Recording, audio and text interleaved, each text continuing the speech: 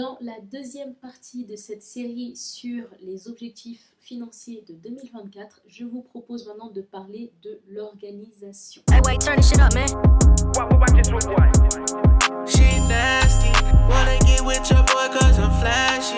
Oh, VVS on me how shining. Hey ladies, bienvenue sur la chaîne de Vinky's Budget. Je m'appelle Marie-Laure et toutes les semaines je vous propose des méthodes et des astuces pour vous aider à gérer votre budget au quotidien en toute féminité, simplicité et authenticité. Alors quand il s'agit de s'organiser, on ne parle pas uniquement d'organiser ses finances, mais on parle également d'organiser son administratif, l'admin comme on dit.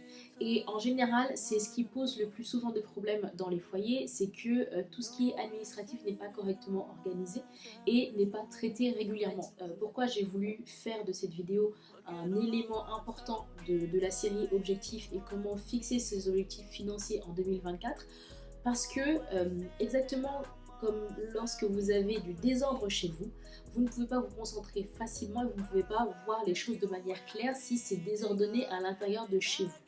C'est la même chose au niveau administratif. Vous ne pouvez pas vous fixer des objectifs financiers clairs, concrets pour une année à venir si au niveau administratif, au niveau de vos finances, ce n'est pas clair non plus. Donc on rentre tout de suite dans le vif du sujet. Première chose, organisez vos documents administratifs. Qu'est-ce que j'entends par documents administratifs?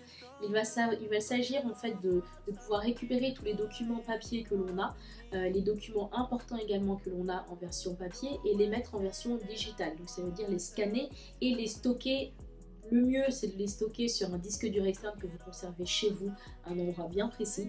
Et donc à l'intérieur, vous allez mettre tout ce qui sera photocopie de votre passeport, de votre carte d'identité nationale, les certificats de naissance, actes de naissance étrangers, si vous êtes une personne étrangère, etc., etc.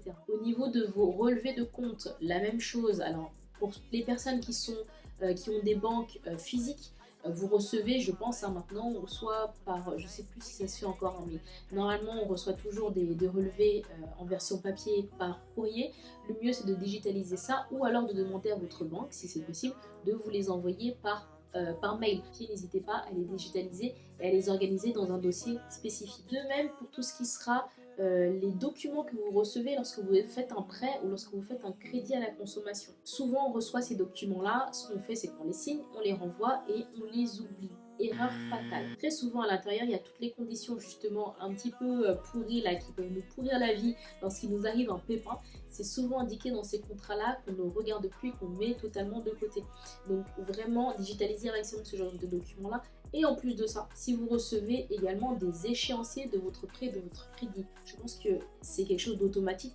Dites-moi en commentaire si je me trompe. Il me semble que ces documents-là sont automatiques, ou sinon vous pouvez faire la demande auprès de l'organisme qui vous a prêté de l'argent. Avoir l'esprit clair sur ses finances et également avoir l'esprit clair sur les dettes que l'on doit payer et sur les taux d'intérêt qui incombent au crédit que l'on a contracté. Autre document important à garder chez soi, les documents des investissements que vous avez faits. Exactement comme pour les prêts, les crédits que vous avez fait auprès d'organismes de prêts, vous allez faire la même chose auprès de vos organismes d'investissement. Deuxième étape, fixer ses objectifs basés sur vos valeurs intrinsèques. Alors, pour celles qui n'ont pas vu la vidéo précédente dans laquelle je parle des valeurs, de la manière dont on doit dépenser son argent et que cette dépense soit alignée par rapport à nos valeurs intrinsèques, donc les valeurs qui nous importe le plus dans la vie, c'est exactement ce sujet-là que j'aborde brièvement dans ce point numéro 2, dans cette étape numéro 2, c'est-à-dire fixer vos objectifs, mais par rapport à des valeurs qui vous sont vraiment profondes. Donc, lorsque vous fixez vos objectifs, n'oubliez pas de fixer vos objectifs court terme, moyen terme et à long terme. En général, le court terme, c'est relativement facile. Le moyen terme, ça va encore, mais le long terme, on a du mal à se projeter suffisamment dans le temps pour se dire « Ah, dans 3 ans, dans 5 ans, dans 10 ans, j'aimerais avoir tant d'argent dans mon compte ou j'aimerais investir tant d'argent ». Ce qui est important également dans la démarche de fixer ses objectifs financiers par rapport à ses valeurs, c'est également de poser des jalons et de donner des dates limites à chacun des objectifs ou des jalons. Et dernier élément important, faites-vous un rappel régulièrement de vos objectifs. Vous pouvez peut-être les écrire sur un tableau que vous voyez tous les jours en vous levant par exemple. Vous pouvez tout à fait les mettre sur votre téléphone portable. Troisième étape, affronter ces mauvaises habitudes financières. Je suis quelqu'un qui est plutôt partisane pour ne pas s'attarder trop longtemps sur ses erreurs financières. Une fois que c'est fait, c'est fait.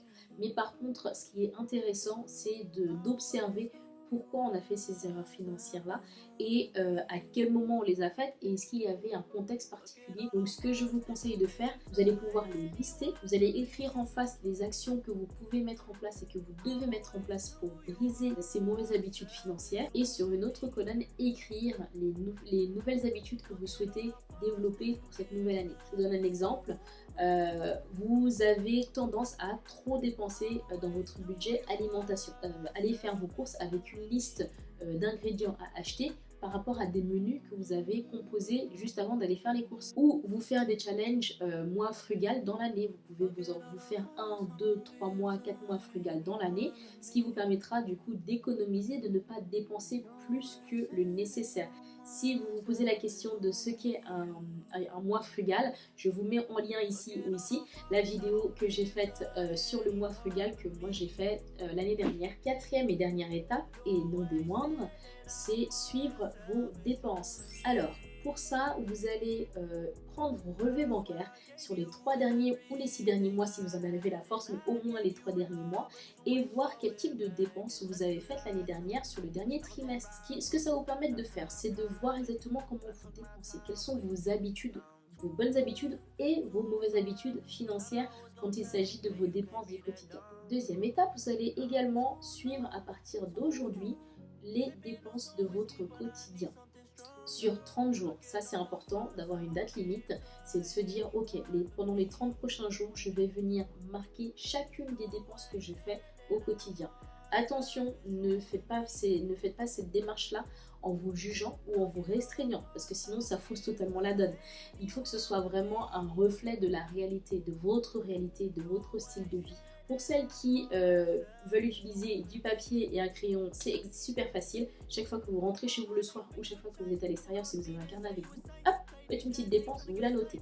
Pour celles qui ont mon budget, mon modèle de budget, le Biz Budget, vous pouvez le faire parce que vous vous souvenez qu'il y a un onglet dépenses que j'ai créé pour ce modèle de budget. Et pour celles qui ne l'ont pas, je vous mets bien entendu le lien en barre de description. C'est un modèle de budget que j'ai créé 100% gratuitement pour mes abonnés sur YouTube et sur Instagram.